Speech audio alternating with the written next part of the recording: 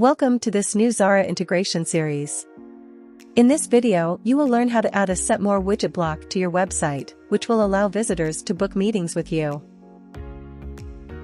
From the Designs gallery, go to Modular Websites, then Web Blocks, and select the Scheduling and Appointments category.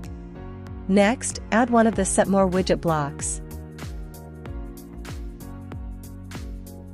Click on the widget block and then click on Edit Widget. Click on Edit in Browser. Once on the Setmore website, go to the Integrations tab. Then, select the Booking Widget option. Under Instructions, tick the I'll add the code myself box within Step 3. Copy the embed code.